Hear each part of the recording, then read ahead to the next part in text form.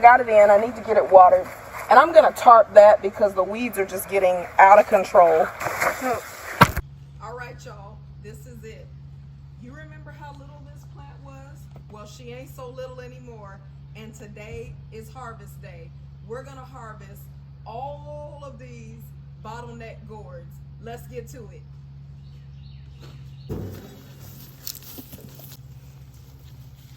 So right here you can see my son flip out. He is harvesting our first bottleneck gourd, and it looks a little tough. You can go ahead and tear the vine because I'm not going to keep it.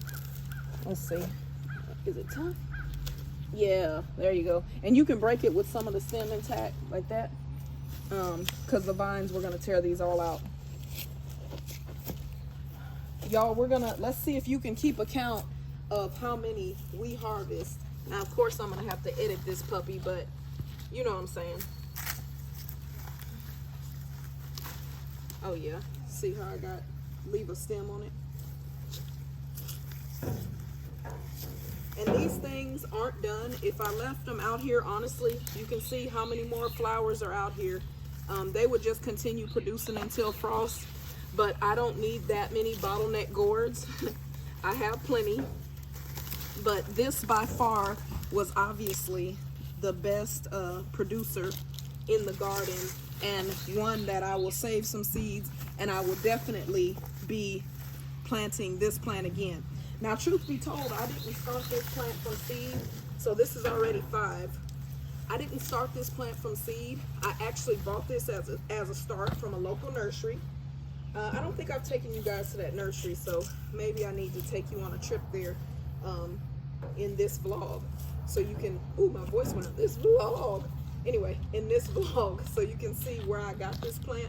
But you can see how far this plant came, and I'm going to try to insert some before footage. But these vines, I've got some going up the fence. These vines, they're at least 30 feet in some places. I hope you can really appreciate the full scale of this patch of bottleneck gourds.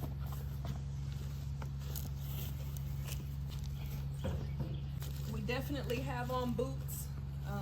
You rarely see me wearing boots because I like to do my gardening in containers, but we have on boots because this stuff is dense, it's thick. I want to get my son because he's over here. Okay, he's coming back, but as you can see, this vine is so prolific that it actually grew from the ground up into these trees. And here's something cool. There's actually, I'm trying not to step on any gourds as I walk. There's actually a bottleneck gourd hanging right here. Isn't that beautiful? I'm gonna get a picture of that. Guys, you can see how many we have. It's pretty crazy, and we're still harvesting, still going. I'm probably gonna leave, I don't know if you can see this way, but these that are growing up the fence, I'm gonna let that go until frost.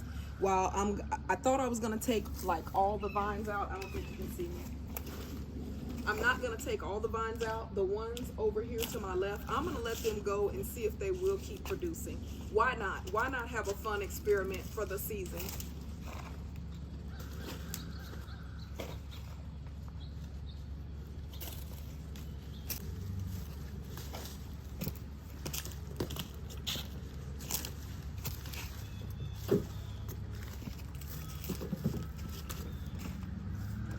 This is just the most beautiful, prolific plant I've ever seen.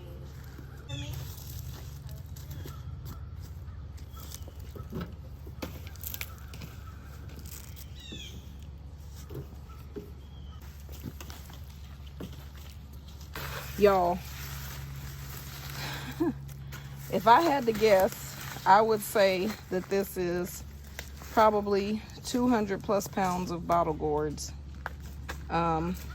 Yeah, absolutely incredible harvest. I wanted to show y'all the first one that I saw growing when this plant was smaller, and that was when I thought, okay, I got something going here. It's just gone crazy, but it was growing right in there. And that's when I thought, okay, maybe this thing will produce something after all. And so from humble beginnings right here, it stretched all the way out there. Incredible. My goal is to let this side keep growing, but if I'm being honest, I don't know what this is connected to. We're trying to just clear this side off for now. I'm breathing hard because this is a lot of work. Normally, I'm not doing this type of labor in the garden. Y'all know that. I'm up on the upper garden or over there on the lower garden. So this is a lot of work, but we're gonna keep at it. I actually think that I have severed like the connection that goes over there, but we'll see. If it keeps growing, I know that I didn't. If it dies, I know that I did. Some of these vines are starting to dry out. They're turning brown, so that makes it a little easier.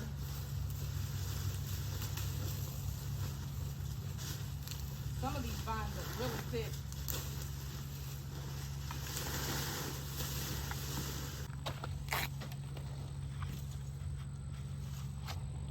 If you're new here, welcome to the homestead. If you're not new, hey, this is my homestead. I call it an on-deck homestead because my animals are up on the upper garden. I'm down here in the lower garden, and I consider this as like the quadrant B, while quadrant A is over there, and the upper garden, of course, is up the stairs. Now, you OGs remember me telling you the story. If you go back a few videos, I'll try to link it. The story of this space was originally going to be my garden. I tarped it to keep the weeds out. You see, that didn't work.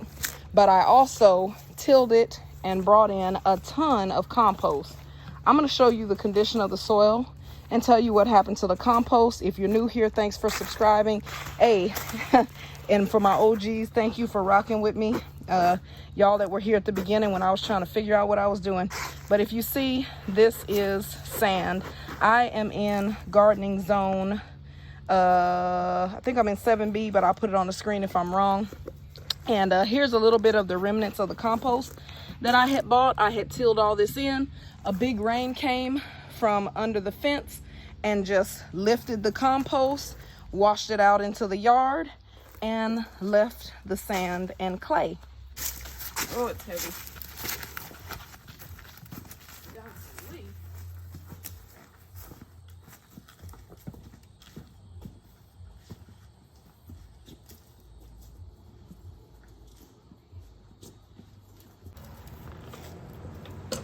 The wheel, it doesn't help that the wheel's flat. Like, I set him up with poor tools. There's a wheel, there's a way. Ah! The upper garden, here we are. And we've put some in a kiddie pool also. Yikes.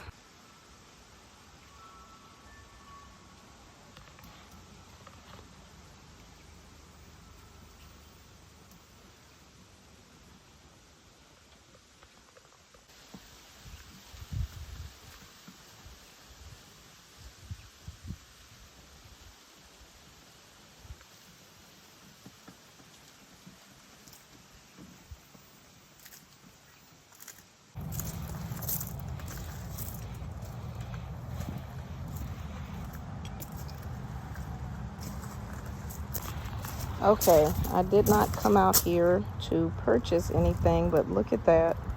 I can't pass these up. Majestic Giants Pansy.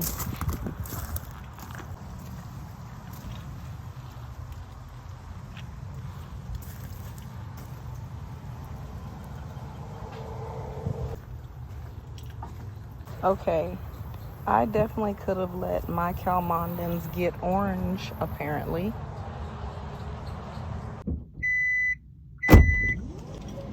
This is what happens when I go to the plant nursery.